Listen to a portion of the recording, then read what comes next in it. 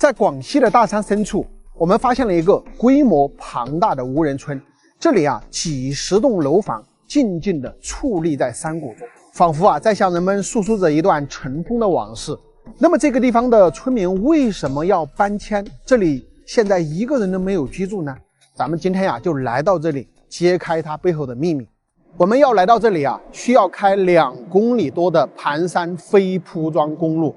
而且这个路面没有硬化，非常的狭窄，刚好呢只能一个车通过。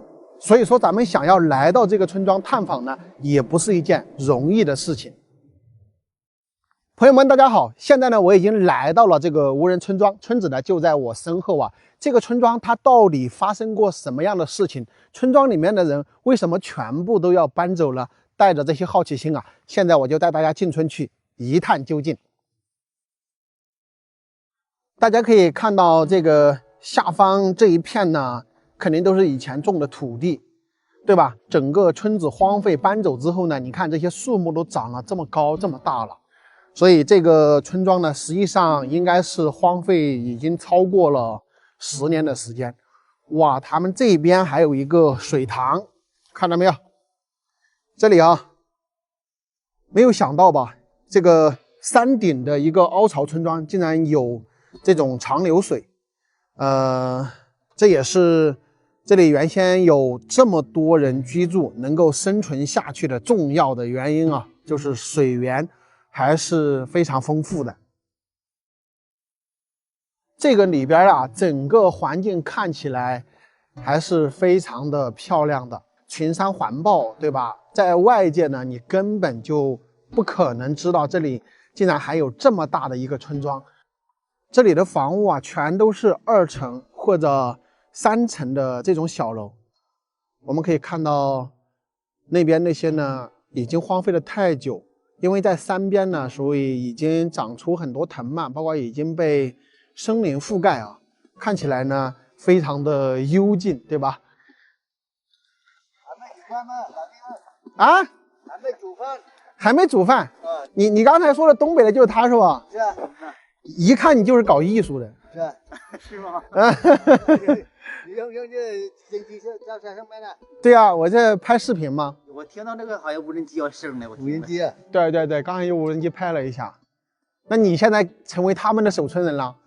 老守村人了。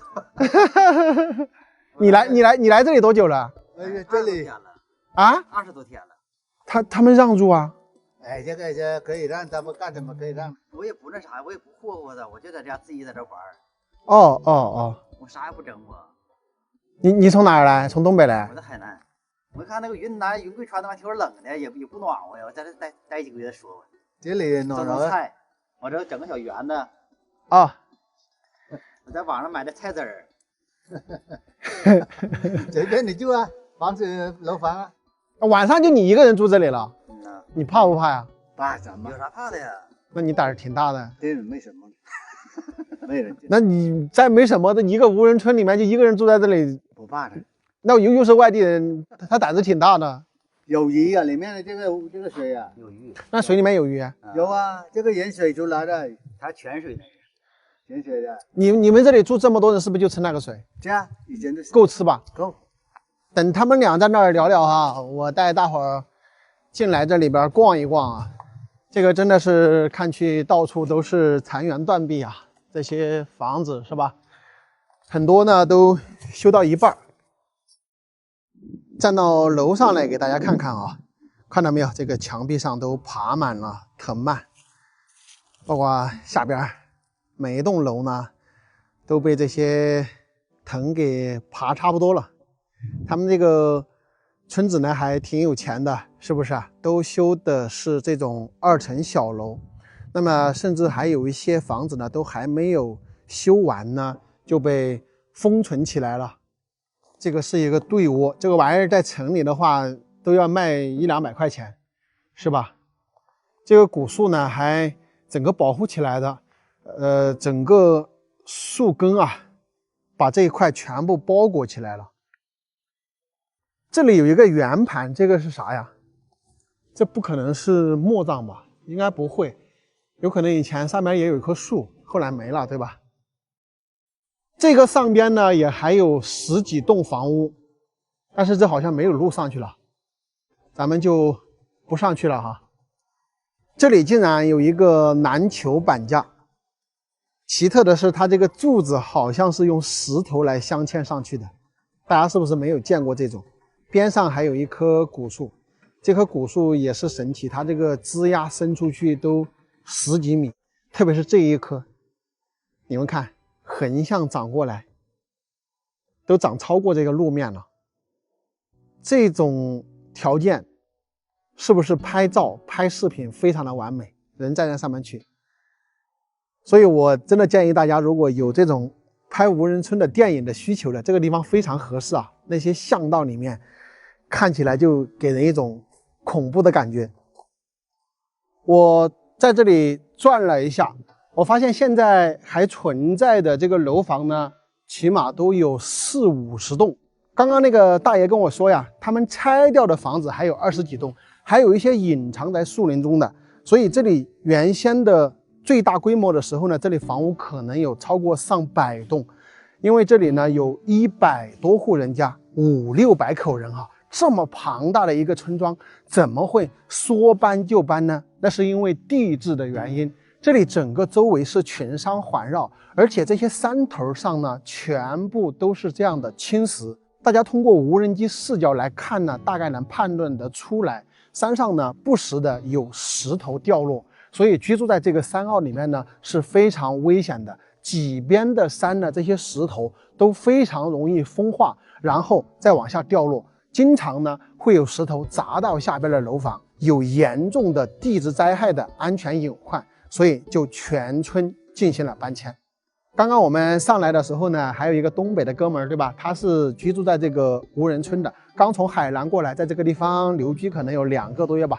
他胆子也真的挺大的，这么庞大的一个无人村，一个人都没有，他晚上一个人敢住在这里，我都要给他点个赞。你让我住，我都不太敢住，讲实话。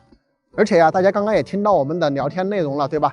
这里呢是可以来居住的。虽然说这里有一定的地质灾害的情况，但是这种概率啊，说实话也是比较低的，对吧？跟大家说一下详细地址啊，这里是广西天等县晋节镇的龙茶村，这是老村，新村呢搬到了3公里外的公路边，所以这里呢就是完全荒废的状态。当然，如果你想体验一下无人村的生活的这种感觉，你也可以来这里，因为人家村长都说了，只要你不乱搞，这里边的房子啊，你可以随便来住。如果你胆子足够大，敢挑战在这个无人村居住的话，你们不妨来试一试。好了，朋友们，本期的视频呢就跟大家说到这里，咱们下期再见，拜拜。在广东的大山深处，我们发现了一个荒废的村子。这个村子啊，环境非常的漂亮，群山环绕，而且村子居住的地方呢，有非常大、非常开阔的土地。我们可以看到这些土地呢，大部分都已经荒废了。那么房屋呢，也是残垣断壁。但是啊，有一小部分的土地呢，好像还有在耕种。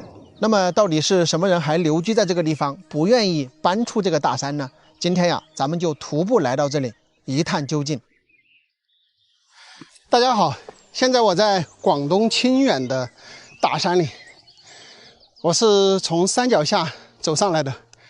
看到没有，这个山脚下呀，有一湾这个砂糖橘，应该非常甜啊。待会儿回去的时候买一点放车上。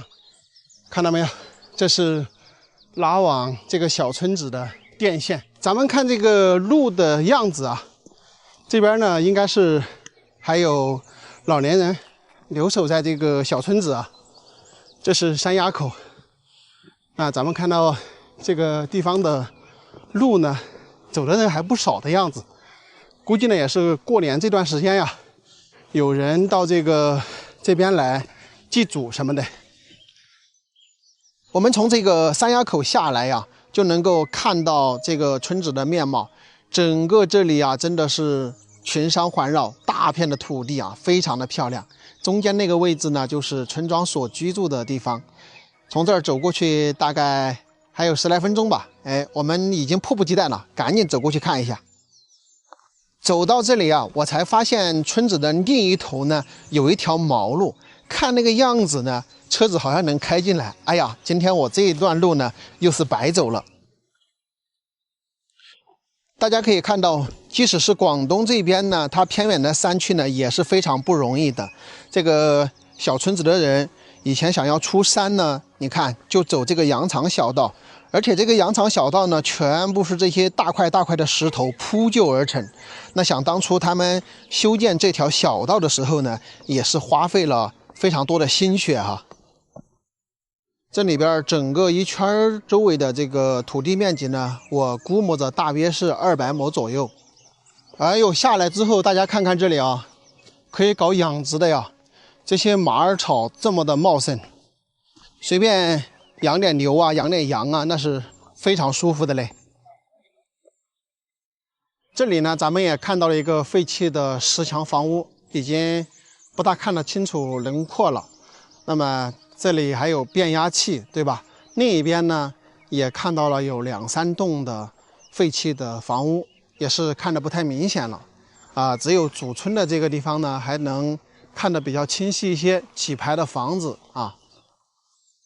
我天哪，朋友们，我现在已经听到了3只不同的狗的叫声了，不知道我能不能招架得住啊？这是他们种的土地啊，3、4块啊，非常的平坦。那我们现在看到前方呢，已经看到主人家了啊，是2个主人家。你们猜我看到了多少个狗？现在已经看到的是5个。这主人家要不在，你根本就不敢来这里，太吓人了。主人家不出来，我也不敢动啊。哎，他们这里好像有一个捐款的一个牌子，是干嘛的呢？哦，这里叫耳环洞村兄弟捐款名单。哎，你好。哎，你怎么喂这么多狗啊？有7、8个吧？9个，喂这么多？这是一个村子吧？啊，现在只有你们2个人在这里了？其他的人呢？清远，就全部都到清远去了。你们2个人是2夫妻吗？哦，小孩也在外面？都在了，还清远。也是在清远。哦，以前这里边住的人多不？几百人啊。几百人？哦，等于这上边这些有名字的人全是住在这里的。没事，还有几个人啊。哦，耳环洞村。他捐这个款是做什么的呀？修路的是吧？还有干厨房啊。哦，池塘。那他们是不是过年过节都要回来？就是回来祭拜一下。哦，你是陈水清。咦，你捐的不少啊，捐了3000。都是捐来修这个池塘的。6个人。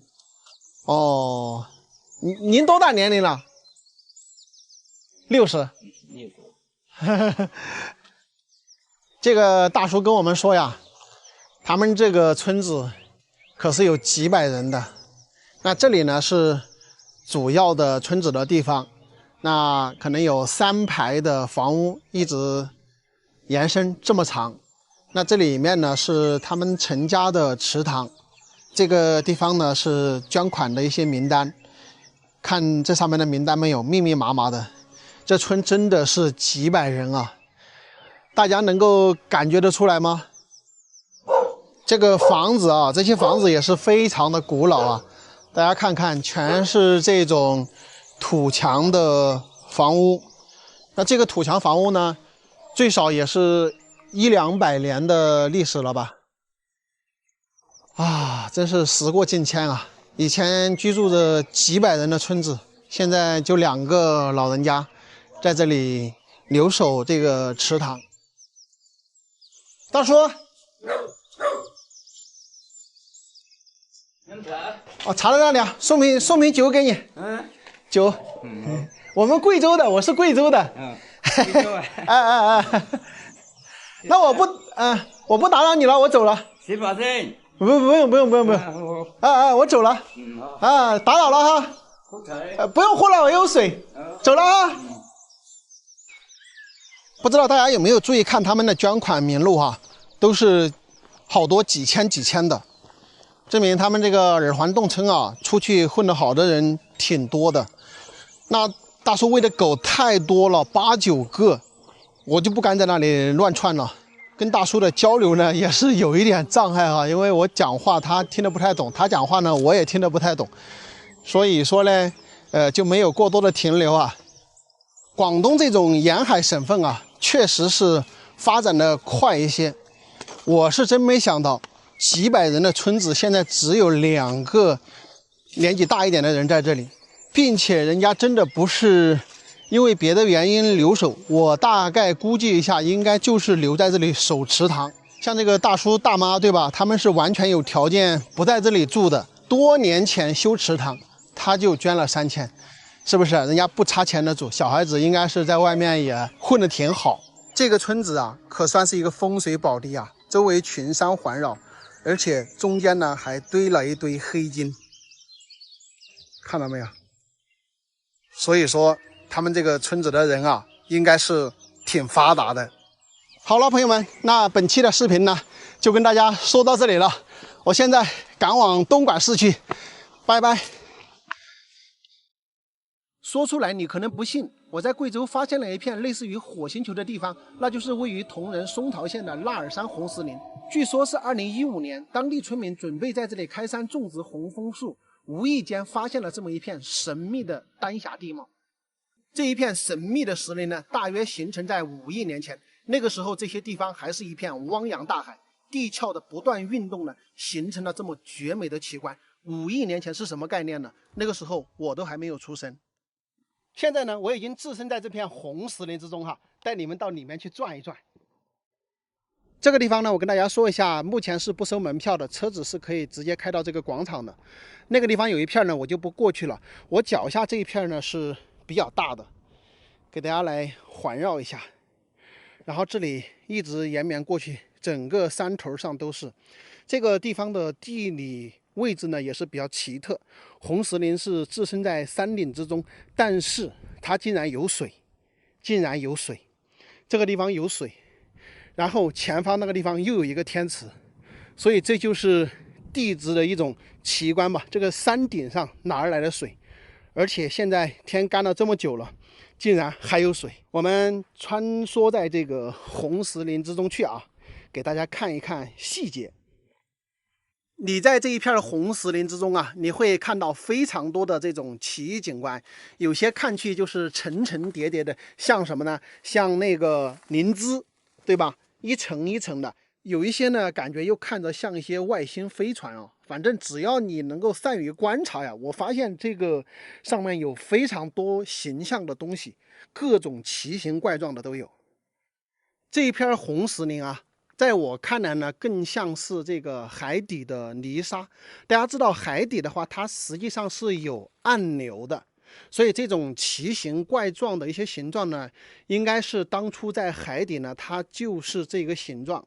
但在很多亿年前，这个地球突然倒转过来，海洋变成陆地，陆地变成海洋，那么海底的这个泥沙呢，它就保持了那个形状呢，突然凝结。对不对？然后再过了几亿年前，那我们当地的村民呢，正好就发现了这么一片神秘的地方。我不知道我理解的对不对哈？实际上这些所有的东西都是泥沙啊，并不是那个石头。我们来摸一下就感觉得到哈。你看这种的话就比较硬啊，它已经淘出来之后，外边这个风化了几年。你像这个下沿的话，它实际上都是泥巴哈，一刨的话就会松散开来。所以说我感觉应该整个所有的这一片东西呢，以前在海底呢，它都是泥沙，只不过呢，在海底暗流涌动的时候呢，那个时候不被看到的时候呢，海底都已经是这样的形状了啊，这是我自己的理解啊，不知道对不对啊？考古专家可以说一说啊。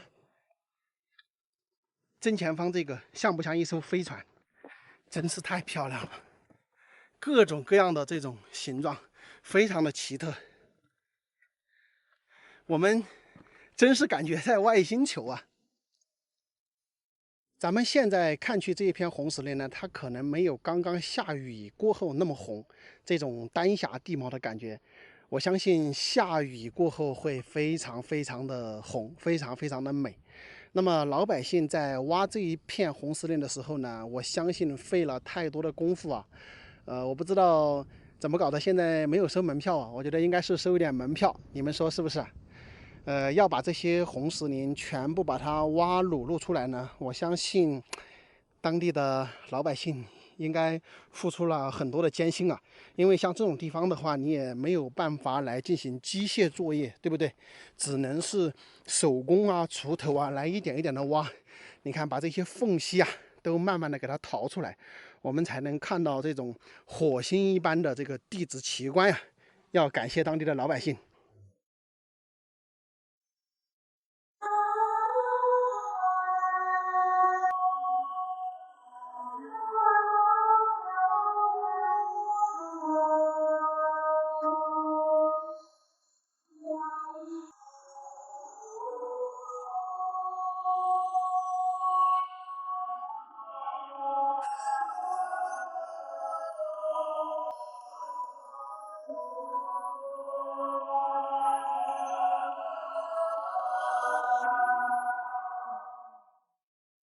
好了，朋友们，这一片如火星般的红石林呢，真的是非常的漂亮和震撼。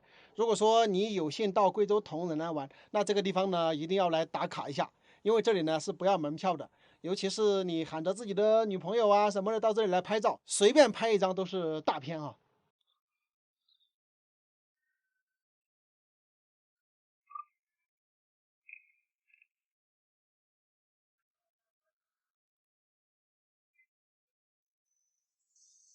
大家来看一看这个峡谷深处的风景是非常漂亮啊。这个沟里面呢还有一点点的这个小溪流。那么整个峡谷呢它是不通路的，然后这里面呢就是峡谷尽头。这几户人家呢好像大概应该在这个什么位置吧。沟里还有这么大的一棵树，可惜哦，这么大的一棵树不要了。他们这边的人说话我都听不懂。我现在在的位置是铜仁的松桃县深山里。哎呀，应该是快要到了。哎呦，这种地方才是原始啊！你看这个古树盘根错节，就正好坐在这一墩风化石上。大家看这里啊，像不像之前放的一个蛋？但是这个蛋被取走了，对吧？我真的感觉这个可能是一个化石哦，他们修路的时候把这个圆的东西搞坏掉了，你们说是不是啊？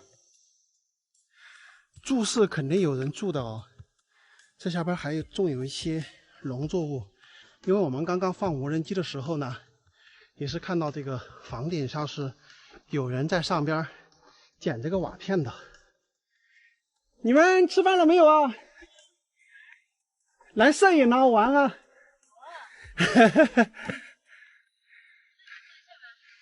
好啊。你们这里是有几家人啊？啊？现在没有在这里做了。现在没有在这里做了？没有人在这里做了。瓦不坏了，回来弄一下。哦，瓦坏了，回来弄一下。嗯。我以为还有人做呢。没有人在这里做，有人。有的。有一个胖子还在这里做。啊，他在这里做。这里好啊。这里可以啊。啊，这里环境好啊，又隐蔽。人家那些隐居的就喜欢这种啊。哦，正好你们也是今天才回来。昨天回来。就住这里吗？还可以住哈。可以住，什么东西都在这里。这边住的几户人家呀？全部拆了，全部拆了哈。这里姓什么？姓石。石。石头的那个石是吧？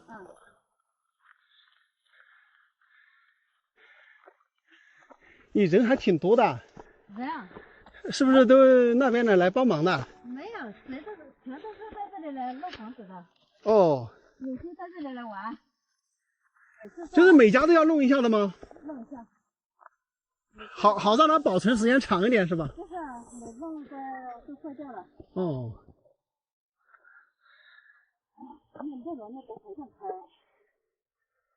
你看你们一讲方言，我一句都听不懂。说我们本地话，你肯定听不懂。不是本地的。我不是本地的，遵义的。那底下那棵树是什么树？啊？底下那个沟里面那棵大的。小棉花。哦，小棉花。这棵不值钱吗？那棵是金丝楠木吗？真的假的？就是倒在那个沟里那棵。可以摸五头在。那是白兰毛。那可以卖吗？卖人家的没通马路这。你用也可以。那个可以卖多少钱？是金丝楠木。就是普通楠木是吧？普通楠木，你要也可以跟你啊。咦，那个树我估计要很多人才搞得动啊。很多人，看不用大啊。对。太大了。这一挑也不轻。有百把斤，慢一点哦。我也走了，不打扰你们了。我感觉他这个还要剪好久。今天剪不完。今天都剪不完哈。现在差不多了。对，那走了，拜拜。去研究一下你那棵楠木树。哎，现在回去了，朋友们，到上面这几户人家去转了一下，他们每家都有人回来啊，把那个上边的瓦片整理一下，让这个房子呢保留下来。已经没有人居住了，只有一位70多岁的老人，他是独自一个人居住在这里，其他的人呢都已经搬迁到县城或者说镇上去了，是整体搬迁的。这个地方环境真的是非常漂亮啊，还有几棵金丝楠木，而且还都比较大的那种。整个这个山形啊，咱们看去就有点那种类似于侏罗纪公园的感觉啊，很漂亮。那个刚刚上面有个兄弟说，这个沟里的这棵楠木树是他家的，你们有没有人要的可以来搞？是普通的楠木啊，不是金丝楠木，但是普通的楠木好像也值钱的吧，对吧？看这棵就是楠木树，真的是非常大啊，有1米多的直径啊，这个长度的话有好几十米，而且这个腰条也比较好。兄弟们，我站在这个楠木树上给你们看一下啊，真的非常大，长也非常长。这棵楠木树真的不要钱啊，主人家说的，但是想什么办法可以弄走呢？你们出个点子啊，我来把它弄走算了。好了，朋友们，本期视频就到这里啊，赶紧给我想办法，怎么样把这棵楠木树弄出去。朋友们，大家好，在家里待了10多天，没有出来拍视频。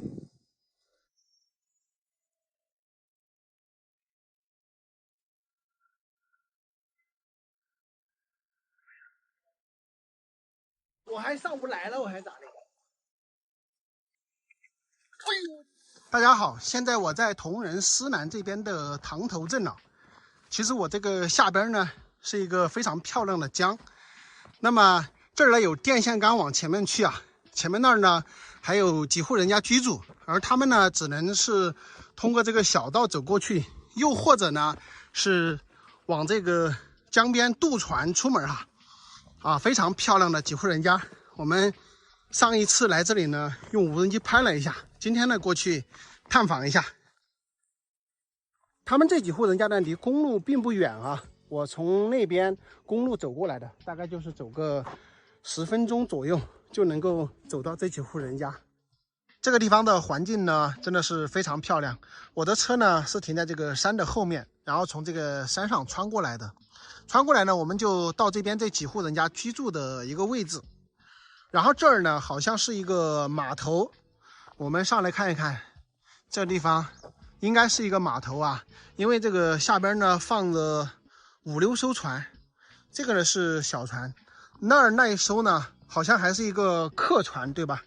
来看一下是不是一个码头，确实是一个码头啊，这边有写任家湾渡口啊，丰清任家湾渡口，那证明这个地方以前呢可能是一个码头啊，也就是周边可能好多人要坐船的，他有可能是走到这个地方来坐船，因为这儿呢只有3、4户人家哈。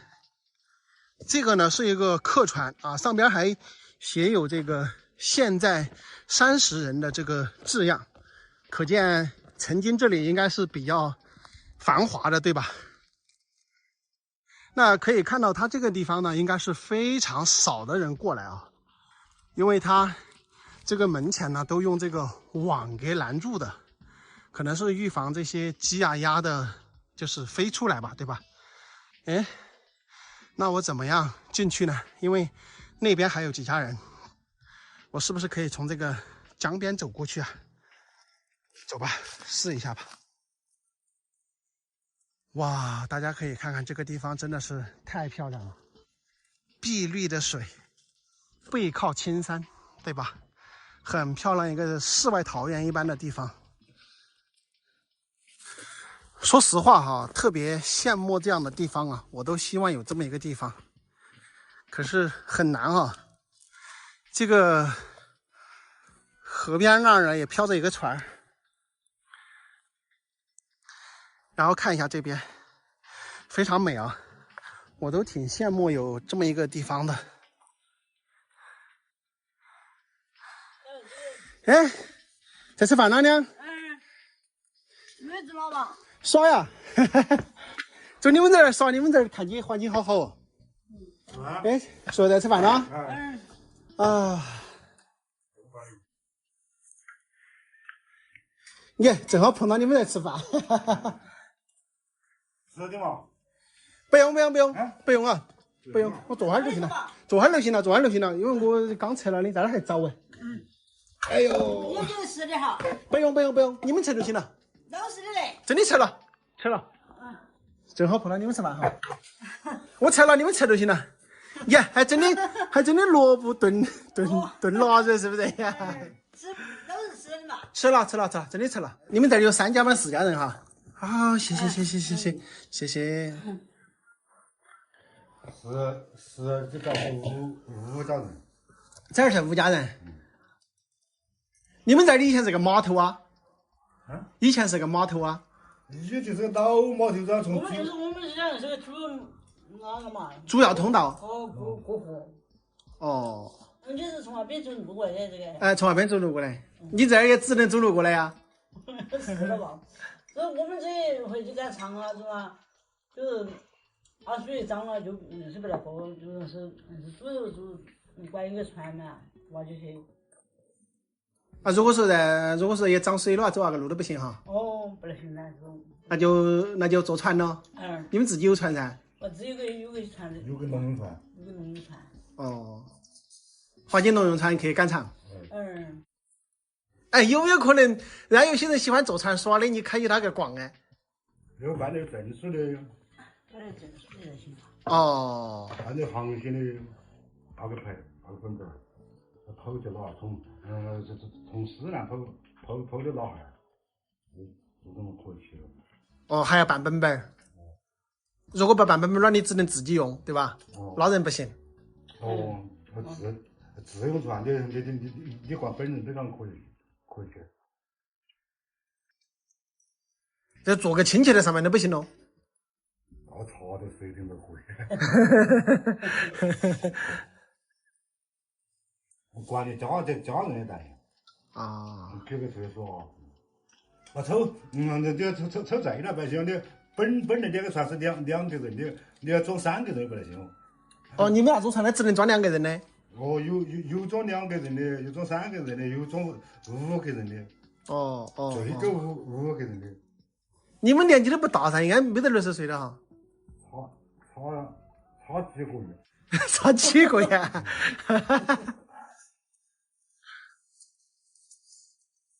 小孩都在外面打工。你家有几个呢？2个，女儿结婚了，儿子就是还没娶媳妇嘛。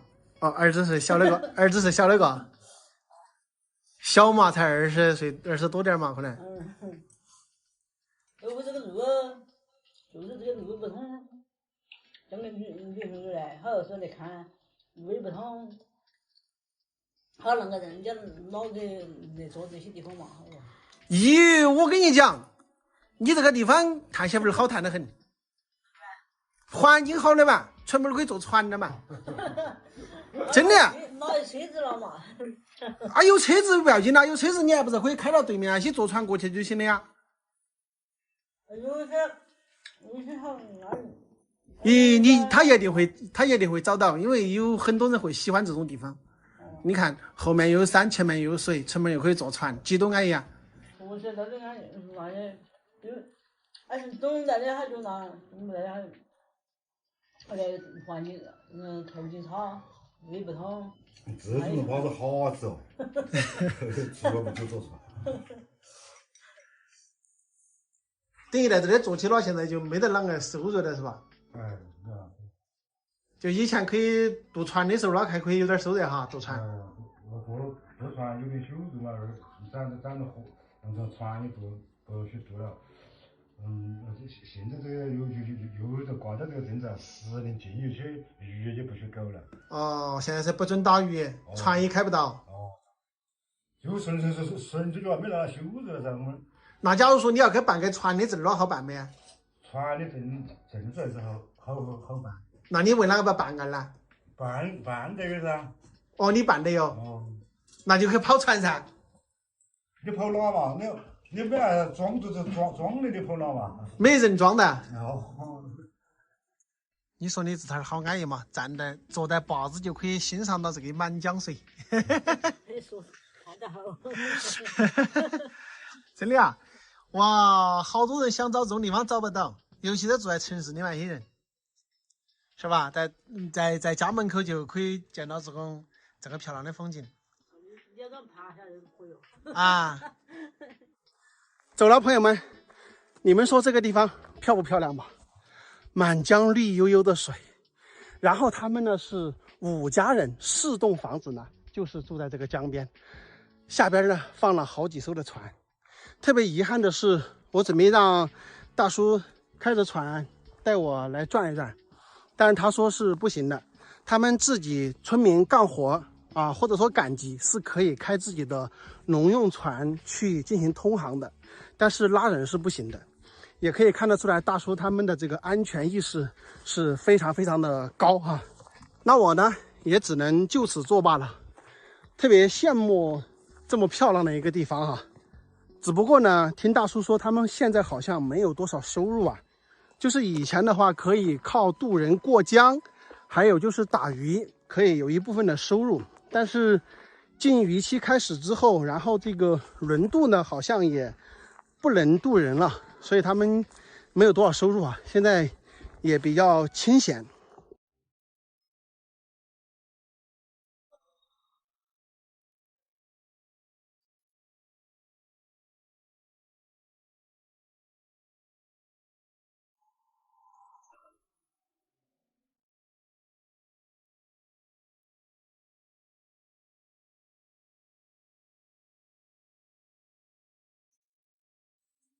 朋友们，大家好！现在我在铜仁10千的楼上古寨，这是一座建在有着500多年历史的传统古村落，也被称为周家寨。我们可以看到，房子的角落，包括路灯上呢，都有偌大一个周字，是一座以周氏家族为主的血缘村落。整个村寨呢，坐东北向西南，距离10千县城15公里。这里气候温和，四季分明，山清水秀，景色宜人。据周氏家谱记载，周氏原籍江西南昌府丰城县，明朝进士周国造出任四川威远县，修建有江西会馆。家属呢居住在该县洛阳乡的大城坡，后来呢又移到西属潼关乐乙县天井坝。明朝弘治6年，也就是1494年，距今呢已经有500多年了。也就是现在楼上古寨的始祖周伯权呢避难贸易入前，来到楼上古寨啊，发现这个地方前面有河流环抱，后有苍山点缀啊，非常的漂亮，就在这个地方呢定居了下来。楼上村整个村寨以北斗7星树为中心点，划分为4个不同的分区，东南方向为生产区，西南方向为居住区，西北方向为娱乐区，东北方向为墓葬区，功能分区非常明确，让人惊叹。现在呢，我已经在楼上古寨的寨子里啊，走，带你们去逛一逛这个神秘的寨子。那个地方呢，就是进寨子的大门。一进来之后呢，这里是一个广场，中间这个呢就是戏台，也就是说，以前呀，人都在这个2楼那儿唱戏，对吧？这个应该是清代的一个建筑。那么村民呢就站在下面观看啊，整个广场呢还是比较大的。这2棵树其实不简单的，它是一个树头，上面呢分叉开来。这棵树呢叫做桂花树，但是他们这里呢把它称为姊妹树。为啥呢？因为它开花的时候啊，一边是开白花，一边是开黄花，还是比较神奇的啊。大家有机会到这儿来呢，正好遇到中秋节前后的话，可以见证一下。这个地方呢就是7星连珠的古枫树群，但是呢现在这7棵树已经不全了。看看这里有一棵坏的，这棵是，这棵是，这棵是，那里那一棵也是。那么目前的话，这7棵树好像只有这2棵是活的，其他的全部都被这个仙鹤在上边筑巢。你看这边这个树上都有些巢，然后呢就是拉这个粪便下来呢，就把这几棵树给弄死掉了。现在只有2棵活的，还是3棵活的。这个上面呢是紫铜宫，我们去看一看那棵千年紫薇树啊，非常罕见的。我要是不说的话，你们是不是以为这棵树很普通？其实它一点都不普通啊！这是一棵千年紫薇树，非常的漂亮，长1000年才长这么大。它的这个树的表皮啊，触摸去就感觉像我们的皮肤一样细嫩光滑，非常的舒服哈，摸起来。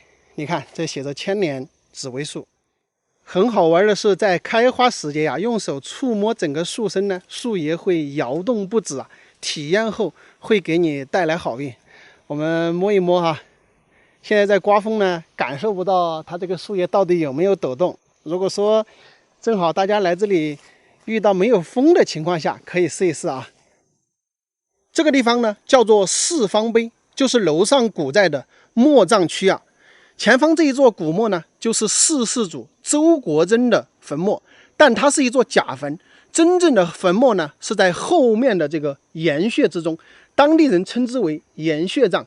这座古墓呢，以绝壁为天然的屏障，周围由参天大树覆盖，浑然一体，前方群山环绕，江水环抱啊！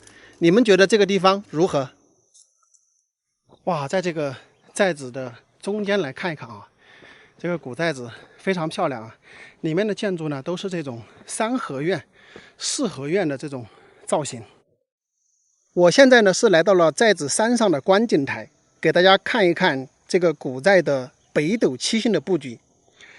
我们可以看到前面这个3板这里啊，它就是属于墓葬区，这个位置呢就属于娱乐区，这个位置呢就是生活区、住宅区啊。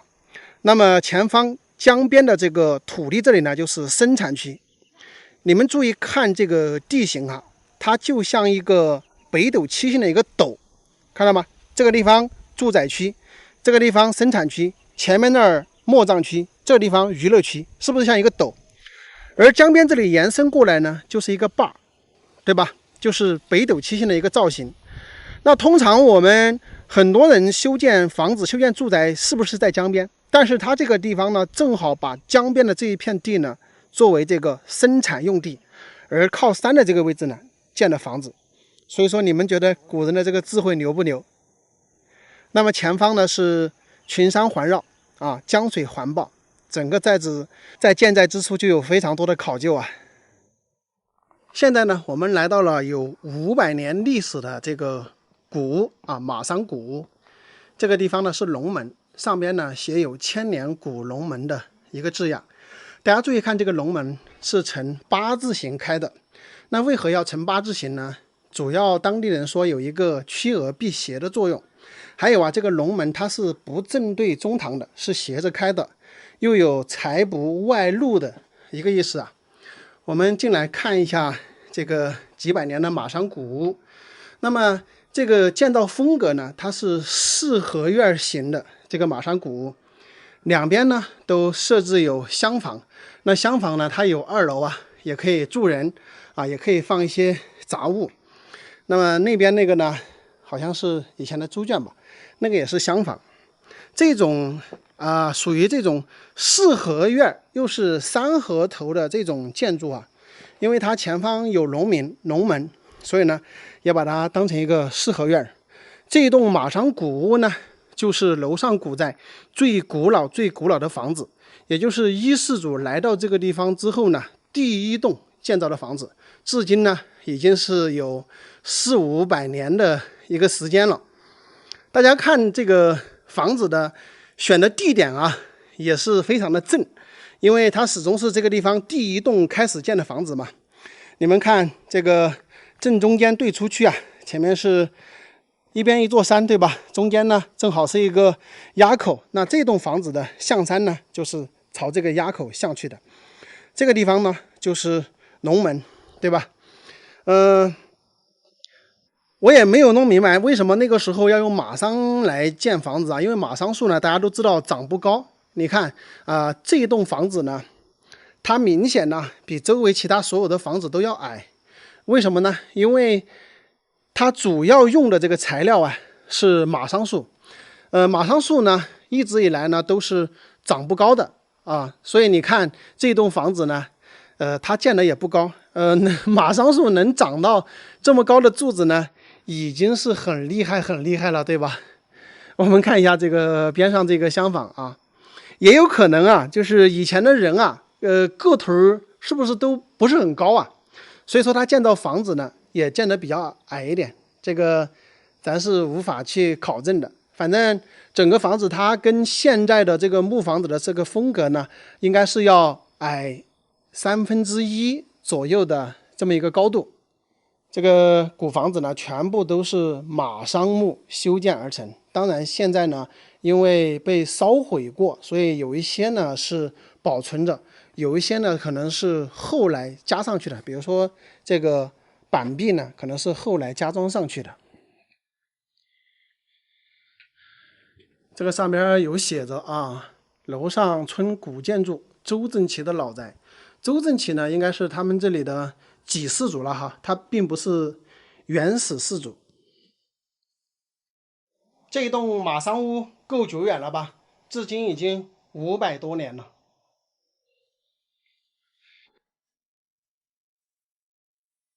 楼上古寨建在500年来啊，没有出现过水灾，也没有出现过这种大的火灾，这得益于人家的防水系统和防火系统。大家可以看一下，它这个巷道穿来穿去，那么它的两边，这个古巷道的两边呢，都有很深的这个沟，干嘛的呢？就是排水的。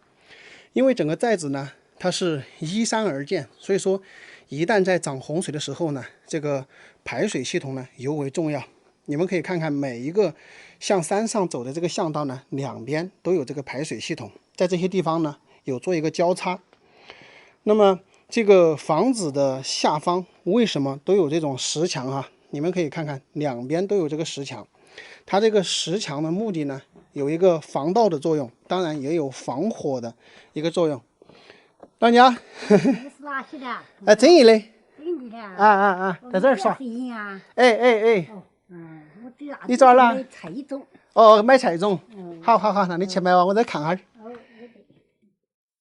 那么我们可以看到这个巷道的两边啊，它都先修有一段这个石墙，它的目的呢有防盗的作用，更重要的呢是防火。也就是其中假如说某一栋房子有着火的情况下，他们能够很快通过石墙能够攀爬上去。比如说像这个地方哈，这里建了一个石墙之后，他脚往这个墙上一踩，立马呢就可以到房顶。到了房顶之后呢，把上面的这个瓦呀，这个木料一掀开呢，那么我们的这个火光呢，它就可以什么直接穿出去，就避免了大面积的这种火灾的情况。这个天福井的这个泉水呢，也是比较神奇哈。现在大家看啊，已经天干了2-3个月了，这个依然有这么大一股水。但是在涨洪水的时候呢，它其实也比这锅水大一点，大不了多少，它也不会水昏，所以说挺神奇的哈，这个泉水。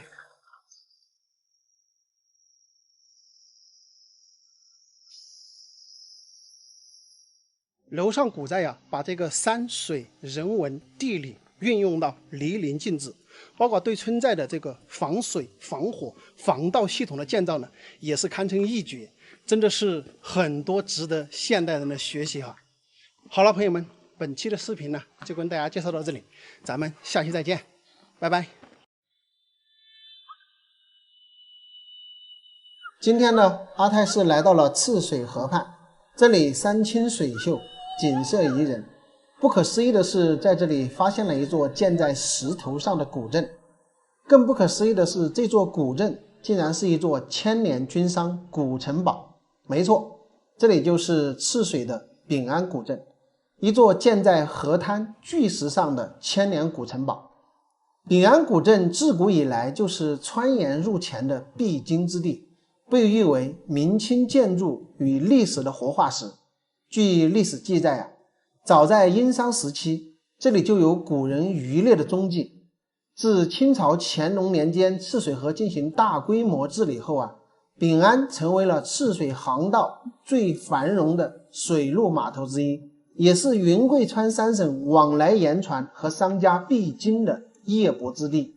当时沿岸的马帮、盐帮酿酒烧坊林立，客栈、饭馆、茶馆比比皆是，正所谓是繁荣一时啊。这里呢，就是曾经的茶马古道。如果你走在这个古道上啊，你都能感受到当时的繁华。中间这个桥呢，叫做双龙桥，它位于一条河流和赤水河的这个河口，始建于清代啊，非常久远了。桥的中间呢，早有一雌一雄两条龙昂首向上流方向，龙头高出桥面 1.1 米啊，非常的壮观。我们顺着茶马古道一直往前走呢，就来到了古镇的下方。可以看到这个下方呢，全部是一片巨石啊，所以呢，这个秉安古镇被称为建在巨石上的古镇。顺着这里台阶往上爬啊，爬上去呢，就来到了古寨的东华门。我们从东华门进入古镇啊，一路也走不了多远，就可以来到西面的寨门。那么西面的寨门呢，叫做太平门啊，均为清代所建。建筑呢为这种拱形的石门啊，出寨门向西下坡呢有一条63米的石梯啊，呈这种阶梯形呢向下延伸，通向码头。可能有人会问啊，这么小一个古镇，当时怎么就是军商古城堡了呢？其实在古代冷兵器时代啊，这样的地形其实是易守难攻的，因为这个两边呢都有河流，其实你是很难渡过来的。所以说呢，它这个地方呢，古镇是依山而建，又是建在河滩的这个巨石上面的，你从下游上去了，你上不去。两边的河流呢，也是隔断了这个去路。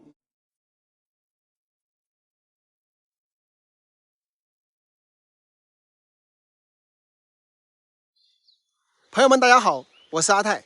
我身后这辆车呢是长安 CS75 的 Plus， 我购买已经有1年多的时间，目前的行程呢是5万多公里。我记得我买车的时候发过视频，很多朋友呢就跟我说，你长测一段时间之后呢，给我们发一个视频，说说你的感受啊。5万多公里呢，我觉得差不多了哈，因为很多人开2、3年的车呢，也不一定有5万多公里，我觉得是可以说一说了。那么今天呢，就跟大家聊一聊我开这辆车的一个感受啊。这辆车虽然说已经出来了，应该有2年多的时间了吧，但是它的整个外观呢，看去也是仁者见仁吧。说好看的呢觉得好看，说不好看的呢也觉得不好看。但是我们看到整个车身的长度呢还是比较修长的，也就是说你开在路上呢，让别人感觉这个车还是挺大的啊，不是那种小巧玲珑的。但是开起来呢，它紧凑感是不错的啊，也不会说让你感觉开着这个车很大的一种感受啊。我觉得现在的车企呢，该淘汰的都淘汰了，剩下的呢就那么几家了，也没有太多的选择。那可能它内部的一些结构呢，其实都是相差不大了。可能第一眼呢，大家肯定会选择的一个外观，对吧？你喜欢这个外观呢，你再去看这个里子。但是我选车呢，可能跟大家有一点区别哈，可能更重视的动力要稍微的好一点。为什么呢？因为我们经常都是跋山涉水，不是在城市里面去平稳驾驶的。我现在呢在车内，先把这个车呢给它启动起来。大家看一下，这个就是点亮后的一个仪表盘啊。然后我们看到这里，看到吗？53680公里啊，现在开到现在是5万多公里。那么它的很多一些菜单呢，也都集合在这个方向盘上啊，咱们就不一一去讲了，因为这个呢，很多车评人都会讲，你们去看就是了。大家最关心的呢，就是这个油耗啊。我跟大家调出来油耗，大家看一下。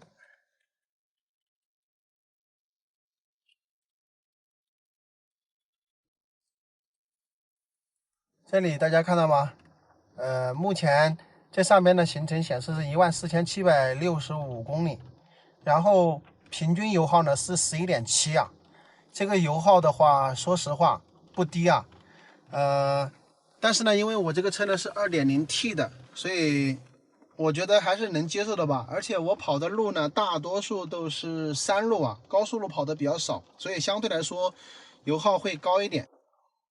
就看你能不能接受了。11.7，反正以现在的这个油的价格的话，确实不低啊。而且它这个表显的话，我感觉可能比实际的会显得更低一点。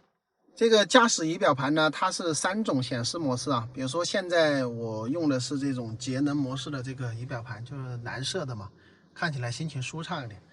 如果说你想自己激励驾驶一点，那你可以搞成这个运动模式。那运动模式看起来这个飞轮它就是特别有驾驶激情的这种感觉，对吧？然后这种呢就是原先的这个普通模式，这个基本上就不用了。那看起来就像之前的那种机械表盘。这个车呢有这个 L2 级的这个辅助驾驶，也就是我们在高速上什么的呢，它都会车道保持、自动刹车、自动跟车等等。那么相对来说在高速上开车是比较轻松一点的啊。这个智能化的集成度呢也比较高。即使到现在呢，它也不落伍啊。一些智能的东西呢，可以跟大家测试一下啊。基本上在车内坐着呢，你也不需要太多的去动手啊。基本上是动口就行了。我们跟大家测试一下。小安你好，在呢，放首歌来听。最近大家都比较喜欢听这首张靓颖的《就算》，一起来听听吧。那么他就开始放歌。那么比如说像打开天窗啊、打开窗户什么的都可以啊。小安你好，在呢，车窗降1/4。你看他还知道我在这边，他给我降了这边哈。小安你好，所有车窗降1/4。你看他就把所有的车窗给你降1/4。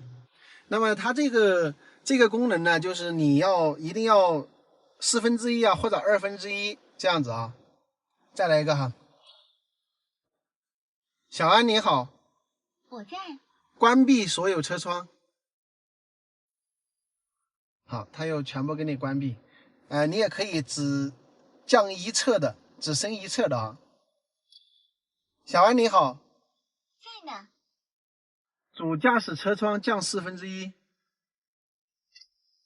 它就只降主驾驶位的。也就是它其实还挺智能的哈，就是你想到的东西呢，你可以把这个语言组织一下，它能听得懂，也能跟你去执行。比如说它这个车有空气净化，我们可以试一下。小安你好，打开空气净化，然后它就把这个空调给你打开，智能净化也给你开启。这个智能净化呢要表扬一下，因为我已经开了1年多的车了，它每次你让它开启智能净化的时候，它里面是要冒出香气来的，我不知道你们是如何去实现的。反正是你发现车内空气不是很好的时候，你就让它开启智能净化，它里面是直接有香味出来的，就是瞬间的话就可以让你的车里面这个神清气爽的这种感觉啊，这个感受特别的好。说实话啊，这个车开了1年多5万多公里呢，我基本上还是满意的，没有出现过什么问题。当然咯，被人家追尾过，但是这个东西呢跟车无关。但追尾呢也暴露出了一个问题，就是后边的这个防撞梁呢很单薄，那么被人家怼进去了好远。这个呢可能有很多的合资车呢也是这样啊，这个我也不知道怎么样去好，我也不去做点评。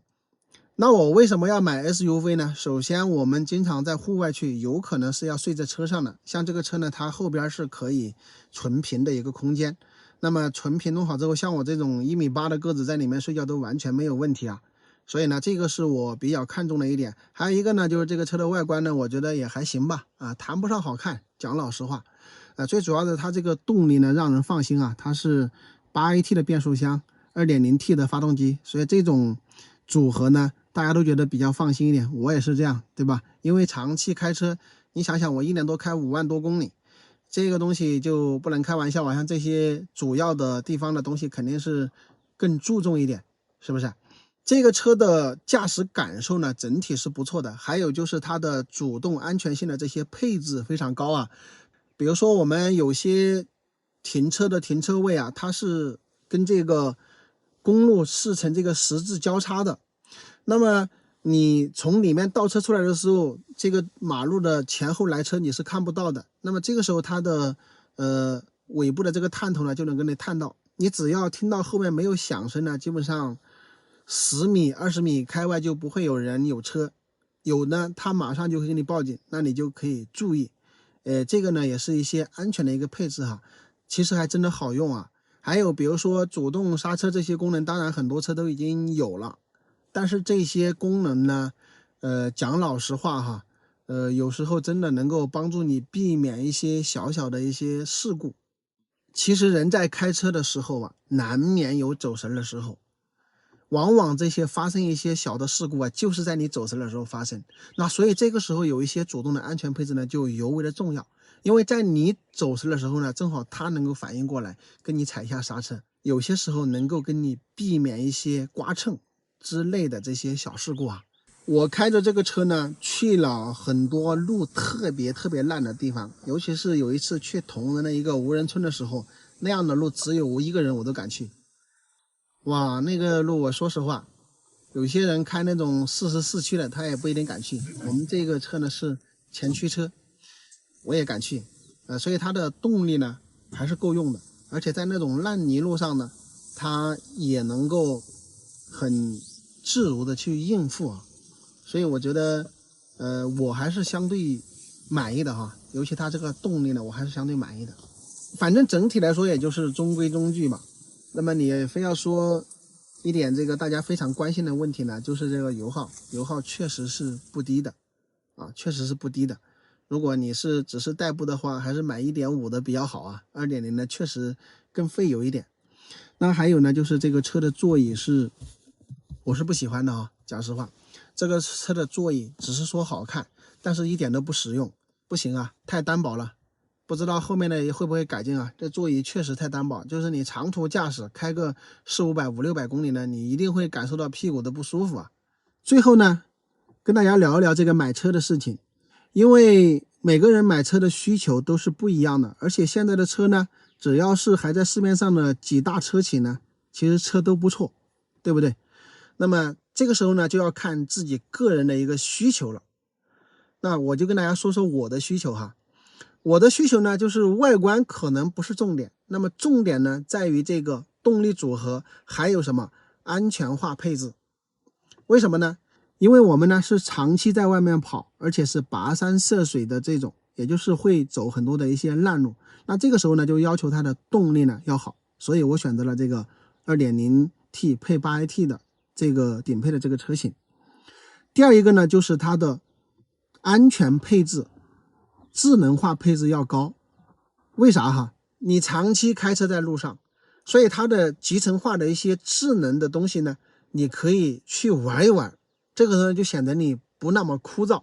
比如说我们的语音控制啊，这些有时候你可以跟这个系统开开玩笑，对不对？让它唱唱歌，跟它对话一下，那这个呢就会增加了你的驾驶乐趣。这样呢，我们在开车的途中呢，也不那么容易的疲惫，这个其实挺重要的啊。第三一个呢，就是空间。我长期要在外面，偶尔会在车里面睡觉，所以整个空间大一点，我可以在后面睡觉。那比如说这个车呢，你把后面纯平空间弄开之后呢，它有1.8米多、1.9米的这个进深，我这种1.8米的个子睡在里面呢，完全没有问题啊。只要你把被子铺好呢，睡得还挺舒服的。所以我呢，其实就是3个要求，对吧？一个动力组合，一个智能化配置，一个呢后边能够纯平可以睡觉，就这几个要求。所以这个车呢是符合我的要求的，所以我就买了嘛，对不对？你们要根据自己的要求去买。那比如说这个车的指导价是15万多，那它优惠下来呢可能就14万多，对不对？有很多朋友呢就说你14万多可以买合资车了，但是14万多你能够买到什么样的合资车呢？这些东西全部是硬的，然后这个安全的配置也要少很多。我为什么要去买那个？如果你为了面子的话，那我也没面子，对不对？所以说要看自己的一个需求。最后呢，跟大家总结一下，这辆车整体呢我是满意的。那么你要说挑出不满意的2个点呢，就是这个座椅太硬了，太单薄了，所以大家选择的时候呢，不要选择这种座椅。还有一个呢，就是这个油耗呢，确实还是偏高的。讲老实话啊，以现在的这个油呢，你跑这种山路呢，可能都要达到9毛甚至更高的一个价格啊，这个还是有点心疼的哈。油耗偏高，那其他的呢没什么缺点哈。好了，今天视频就到这里啊，咱们下期再见，拜拜。大家好，我现在呢是在铜仁德江县的长风乡。我身后这个洞呢叫做川心洞，据说这里面呢是一片世外桃源哈，有一个老人家呢隐居在这里面已经有10多年。走，我们进去探访一下。很漂亮的一个大场地啊，我感觉都有这个足球场这么大，非常非常的漂亮。这个洞里面还放了好多的椅子，然后这边呢就是另外的一个洞口。它这个洞呢，它是两边是相穿过的啊，就类似于一个天生桥的那种形式，但是比天生桥呢又要更宽大一点。这边呢建有1排的这个房子，然后这里呢有一个小桥走过去。从这个地方走过来呢，经过这一座小桥，就会到他们这边的这个居住的这个房子，纯良的这个房子啊。它这个两边呢，一边有一个坎，然后呢正好把这个河水呢给它拦到这个中间的位置。哇，走到这边来，好宽大！你在做哪个水水？你在做哪个？你在写字啊？我来练诗，我来练一下书法。你是写书法的呀？我参加全国的书法大赛，我这一次已经是报名了。参加全国书法大赛？哦，哇，你还是个文化人呐！文化人当然是我也是混时间啊。混时间，你写得好哦。你写字写了好多年了？40年了吧？都写了40年了。我这个陈云春就写得好啊，可以说是个达到国家级水平了。而且我不是说我自吹自擂啊。我只有一首陈云春诗，在当今中国他没得几个人做得起。我念给你听，是吧？陈云春大将军是我们大将姓的嘛。秦东疏流，厚德江城，甘霖菩萨万物不停更。峰峦突翠清气耀眼，云追白鹭柳龙黄莺。河清海晏盛世风华尽红尘，阴下里望西山玉水，满云皆春。观音湖有新雨，乌江飞歌响无新语。系故乡居民，化于清丽。拓平山华，相醉人群。国强民富，气振风情。寰宇激荡中华魂，同携手奋进新时代，锦绣乾坤。对，写得好。这些诗词现在当今社会没得几个人去，他的文学性，他的艺术性，他的思想性，他的政治性，他的社会性，他的时代性。但是你再好的诗词，你如果没得朋友，他就顶不到赞，他又不给你点赞，其他他又看不懂。关键是有文化的也是占比少数。有文化的有文化本身就少，现在懂诗词人少，再加上他这个网这个平台，一般又看不到，这完全是靠自己的朋友圈来发朋友圈。他们读了以后认为最好，他就给你点个赞。书好大年纪呢？今年66岁。66哈。你来这里好多年了？今年18年。18年了。你是哪个原因来这里的？我家就是外面的。哦，之前就住那边？就是过去就是一个公园。哦。我从小望着砍柴啊，都在这地方。那我看你这个里面也整了好多房子，又整了些东西，花了好多钱了。这将年花这500万。花了500万。今年18年了，光是修桥、修路啊、修洞，搞这些设施产品就搞得起。你也有恒心的来，花了18年，来慢慢的整。我家这个地方，我当了这个地方来养下楼啊，学生噻啊。对。我不图那走那勤嘛，那我就图他自己待个舒服啊。楼来的话有几个爱情都会有啊，自己待个舒服嘛哈。你这以前是在外面上班了都是？在哪里上班啊？哎呀，我待了单位多。你以前都在政府上班啊？我这个劳动局啊、计划委员会啊、司法局啊、农经委啊。这个洞主沈叔叔呢，他在48岁以前啊，他也是在政府部门上班，包括在贵阳办事处呢，也上了好几年的班。48岁以后啊，才回到自己的家乡。来打造这么一片世外桃源，真的是令人敬佩啊！在48岁的时候就已经想清楚，放下了好多事情。我感觉就这一点上呢，已经超过了我们大多数人哈。你看，通过了18年时间的艰辛的这个打造啊，这个地方现在变成了这么漂亮的一个世外桃源。我其实挺佩服他的这种勇气的，是吧？那么好的工作能够放掉啊。回到自己的家乡，真是勇气可嘉呀。那么现在呢，他就是在这里面写书法啦，下棋啦，然后在这里躺着想一想人生啊，对吧？这种生活真的是挺惬意的，让人羡慕哈。如果说让你来过这种闲云野鹤般的生活，你愿意吗？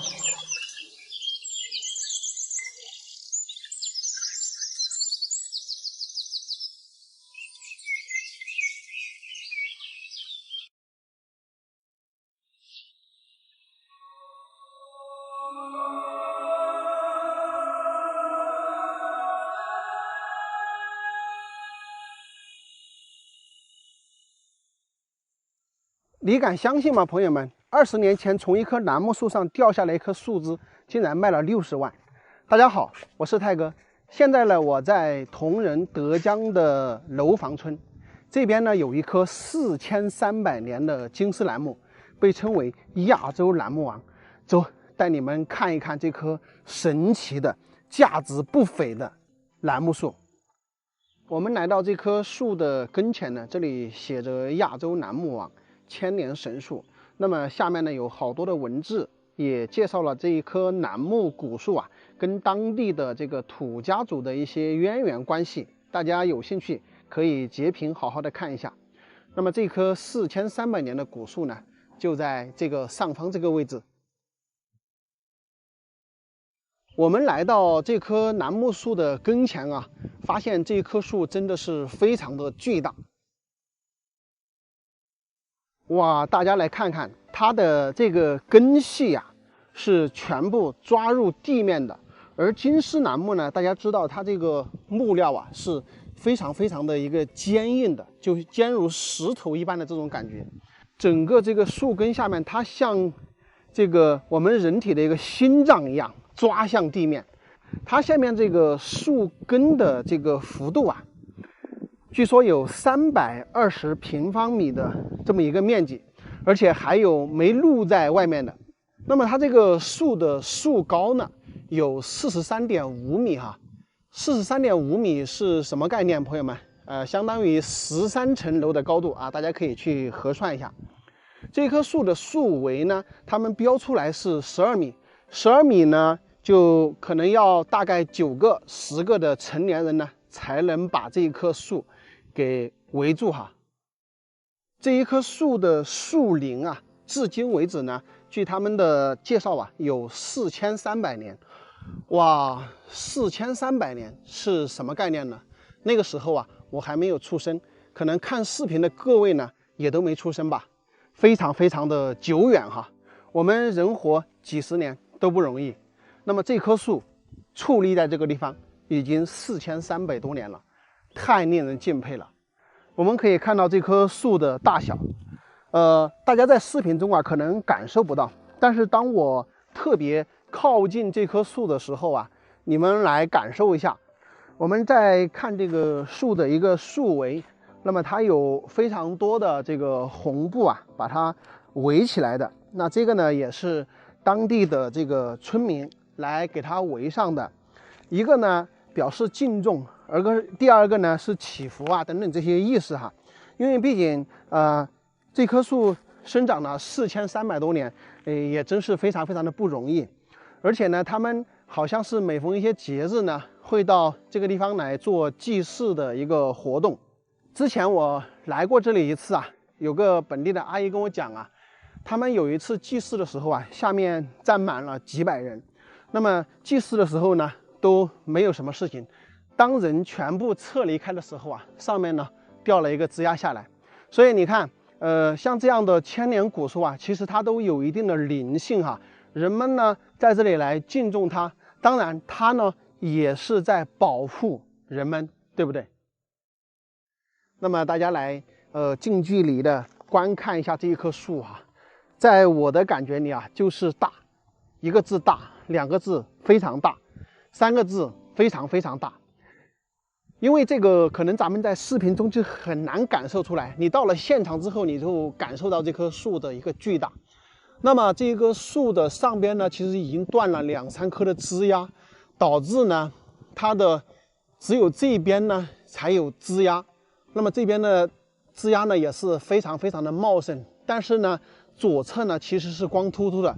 我们走近一看呢，它这个地方呢已经撕裂开了一条口子啊，可能这边太重了，又或者说是这边掉枝丫的时候给弹开的一道口子。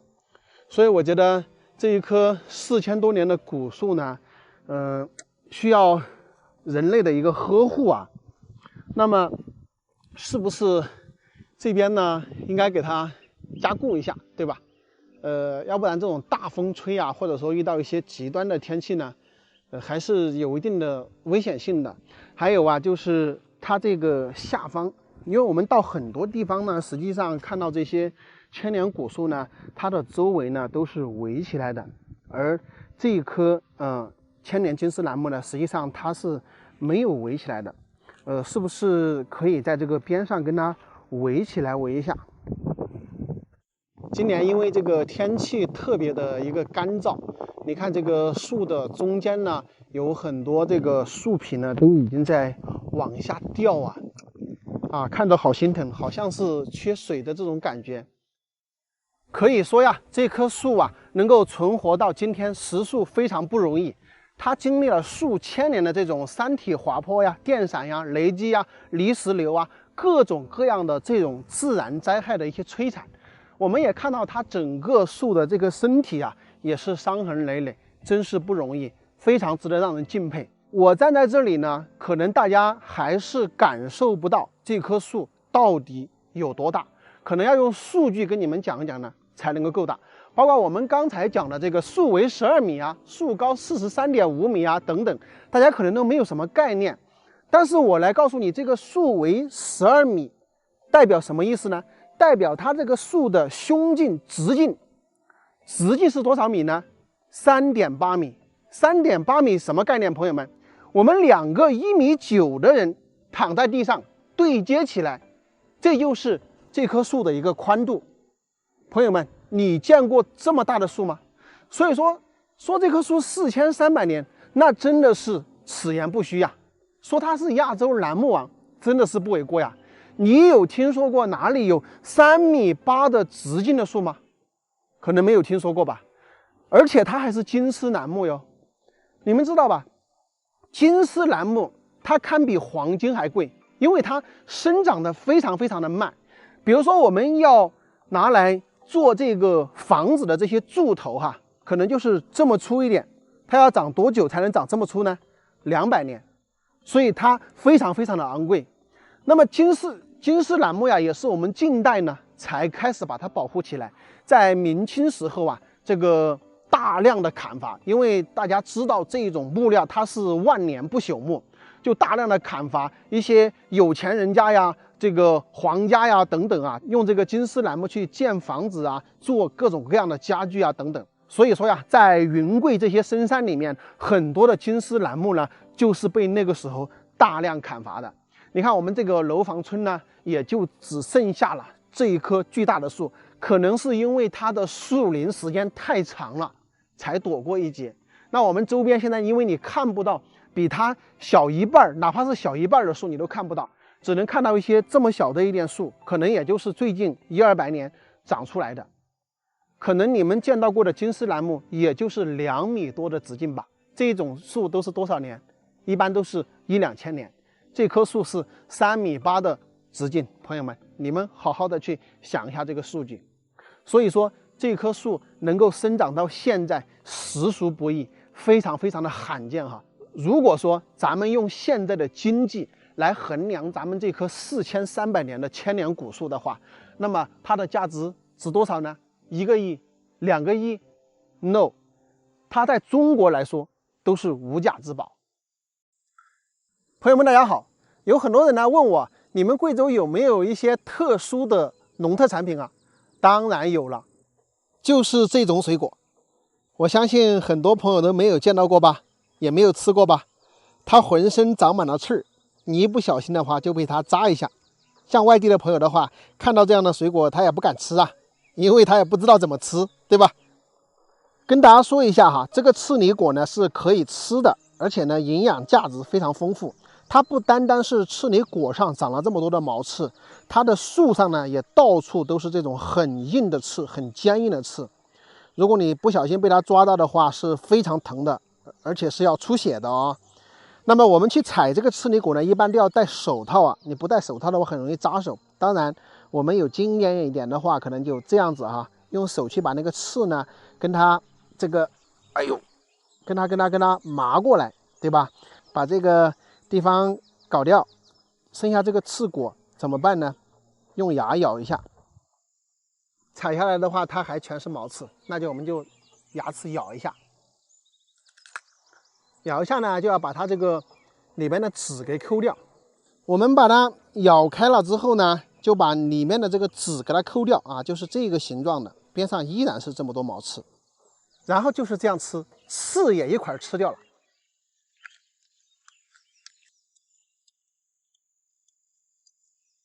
它是那种酸酸的、涩涩的那种味道。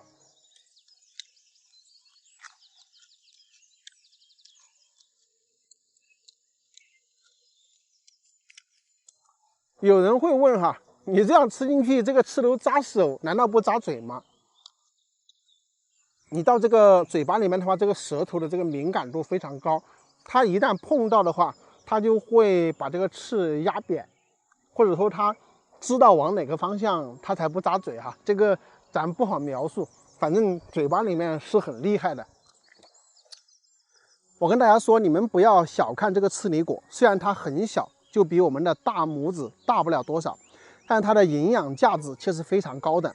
它有健胃消食的一个用途啊，就是我们肚子很饱的情况下，我们吃几个呢，它有消食的一个作用。但是反过来，我们肚子特别饿的时候，随便吃上2、3个这样的刺梨，它就有很好的这种饱腹感。所以说呀，它是补充能量非常好的一种野生的刺梨。你要吃它呢，有可能你要被扎好几下。你看，刚刚我为了吃它也被扎了几下，而且我还是有经验的，对吧？刚才我们说了，这个刺梨果它的营养价值非常高。那它高在哪里呢？ VC 含量非常高，它的 VC 含量是苹果的600倍，是猕猴桃的20倍，是柑橘的100多倍。所以，假如说我们需要 VC 的情况下，你吃任何东西都没有吃这个刺梨果来的实在。所以这就是它的价值，而且它里面还含 VP、VC、SOD。如果说是生吃的话，它这个口感确实是很一般。不过呢，现在这个刺梨果呢，已经是加工成了很多的一些产品啊，比如说把它晾干啊，晒干之后呢，可以拿来泡酒啊，是非常好的。还有做成这种刺梨干呀，把它做成这个刺梨汁儿啊等等啊，现在呢就有很多的这个衍生产品出来。比如说把它浓缩成这样的刺梨原液。那这个呢，就喝起来口感要好很多，而且它的 VC 含量呢也全部提取出来了。大家可以看看哈，我们每100毫升的这个刺梨原液呢，它的 VC 含量啊是800毫克，天然 SOD 呢是53000优个单位，刺梨多酚呢是1000毫克，这个含量是超级高的。我们一瓶呢是50毫升，那实际上它的天然维生素呢就是400毫克。天然 SOD 呢就是26500优，刺梨多酚呢就是500毫克。我们人体呢一天一般需要100毫克的维生素 C 就可以了，特殊人群呢可能多一些。这一瓶的含量是400毫克的维生素 C， 我们喝这么一瓶这个刺梨原液就能够超过我们一天所需要的 VC 含量，所以你是不是特别容易补？而且我告诉大家哈，我们去补维生素 C 的时候，很多都是合成的，那么它不能促吸收。而我们的刺梨原液里面，它含有天然的 VP，VP 就是促 VC 吸收的。也就是说，我们喝这样的刺梨原液的话，它是更容易被我们吸收的。朋友们，我要告诉大家的是，刺梨原液它被称为液体黄金，它对我们人体的营养价值是非常非常高的。而它的医学方面的东西我们是不能讲的，所以大家可以更多的去了解。比如说我现在喝这一瓶这个刺梨原液啊，我喝给你们看一下。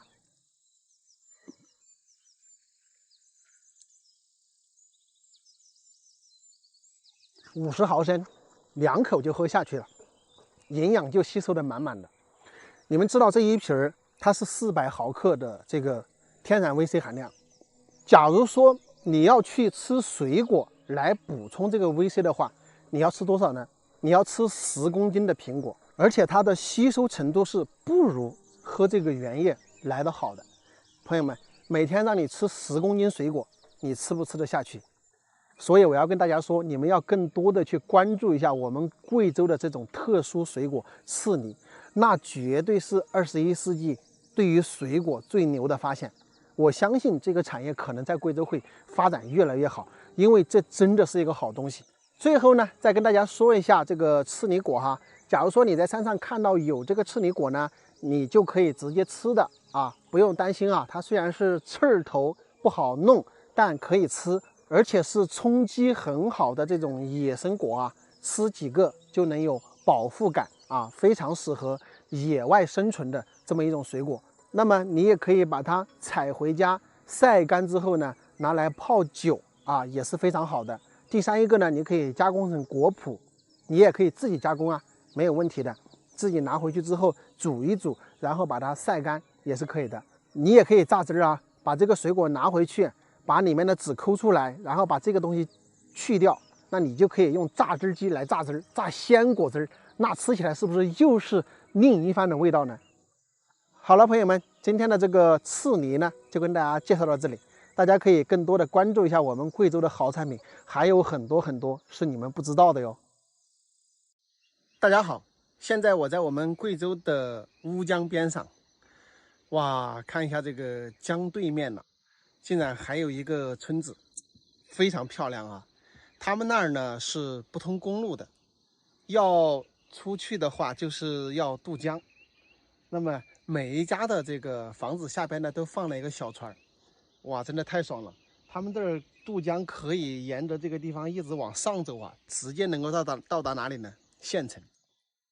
大家可以看看这个村子啊，真的是很漂亮啊。然后从这边一直下去，那边可能还有10来户，这儿呢有个7、8户。你看他们每一户的这个下边啊，这儿都有停放一个小船。